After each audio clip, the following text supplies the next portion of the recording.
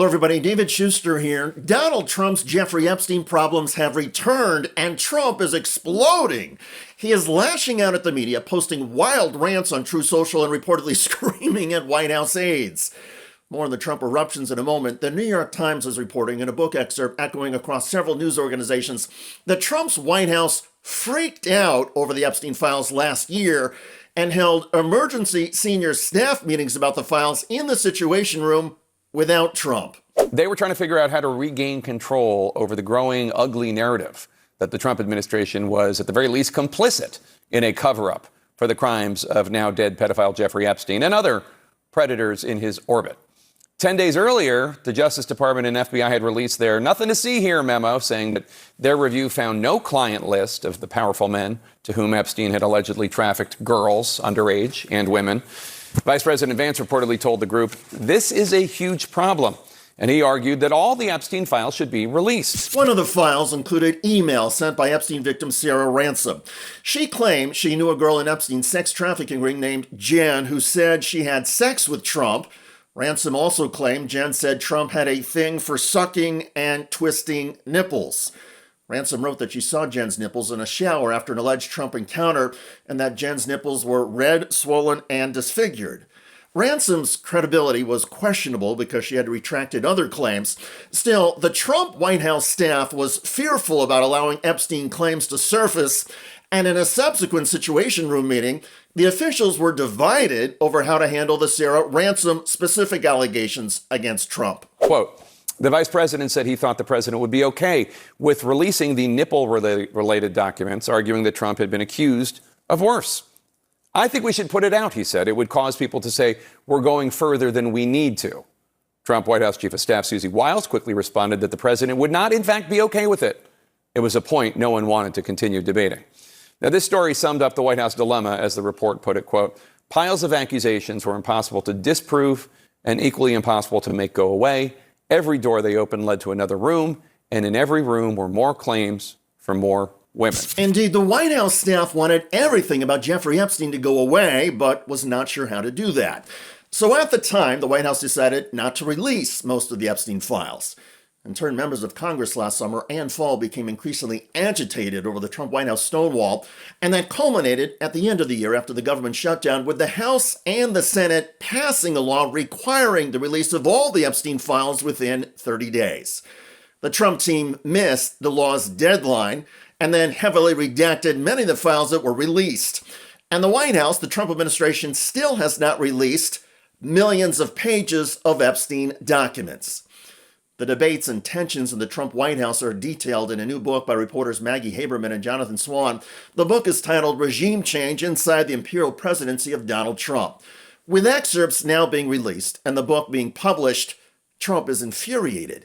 He's reportedly yelling at White House staff, lashing out at the book authors, and erupting at media hosts reporting on the book. Quote, Joe Scarborough's ever-shrinking low-rated show, one of the most inaccurate detailers of truthful facts on television, is being crushed in the ratings. His serious case on Trump derangement syndrome, often referred to as TDS, has made him a laughingstock among those who know what is going on in the wonderful world of television. Here's Scarborough's response. Yeah, that's really hurt. That hurts. That hurts. It hurts me that I'm being laughed at. Oh, what am I going to do? I don't think I'm the one who's being laughed at, sir. Trump is not just being laughed at, he's also being sharply criticized. And it's coming from several former Trump supporters. MAGA Republican Marjorie Taylor Greene, who left the U.S. House this year after she voted to release the files, says the White House staff who helped Trump hide the Epstein files are the worst of the worst. If they were paralyzed and scared and didn't know what to do about releasing the Epstein files, these people are absolutely absurd. They don't deserve the American people's trust. As a matter of fact, we should consider them as, they should be considered traitors. They're traitors. The ones that refuse to release the Epstein files want to cover up for pedophiles and rapists and all sorts of disgusting things in these files. Those are the traitors to the American people, and they should be ashamed of themselves. This report basically says it was the president who didn't want anything released. Are you saying that applies to the president himself? I'm saying exactly that. He told me on the phone that his friends would get hurt, and that's why he's against releasing the Epstein files. And I think we've seen a lot of that dribble out. So, yeah, it all matches. During the 2024 presidential campaign, Donald Trump traveled all over the nation, said he would drain the swamp, and vowed to release the Epstein files.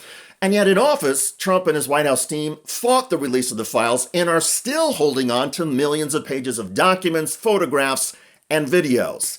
That withholding is in direct violation of the law that Congress passed and that Donald Trump signed.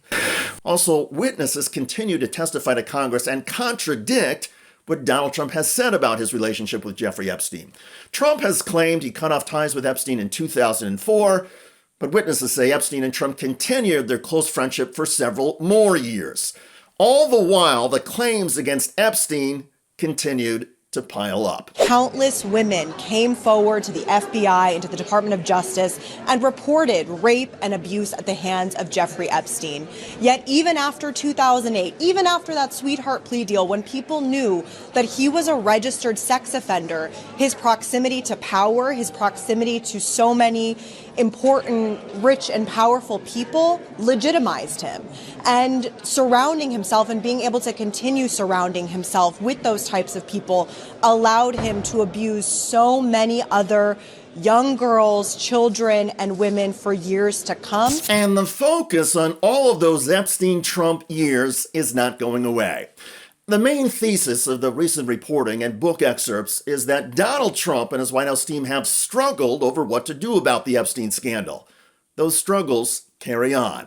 And now we know the debate within the White House has included meetings in the Situation Room to discuss allegations that Trump flicked and abused women's nipples. Remarkable. Did you know that the big wireless carriers like Verizon and AT&T made over $18 billion in profit last year? How? By overcharging you for unlimited data, most of which you probably aren't even using. But what if you could get paid to use your phone less and only pay for the data you do use? Well, with Noble Mobile, you can. For just $50 a month on their No Bull plan, you get unlimited data, and whatever data you don't use, you get cash back right in your pocket. People who switch to Noble can save an average of $500 to $1,000 a year. It's a no-brainer. And by switching to Noble, you're directly supporting TYT and our mission of bringing you honest, independent news.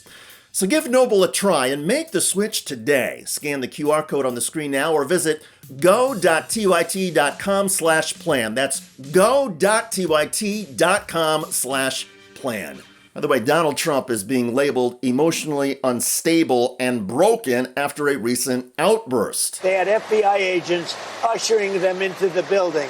They had FBI go into the building. Those people walking around there looking, oh, isn't this nice? They weren't in. They were being ushered into the building. There's no evidence. You had a bunch of dirty cops. Check out that video at the link below. I'm David Shuster. Thanks for joining us.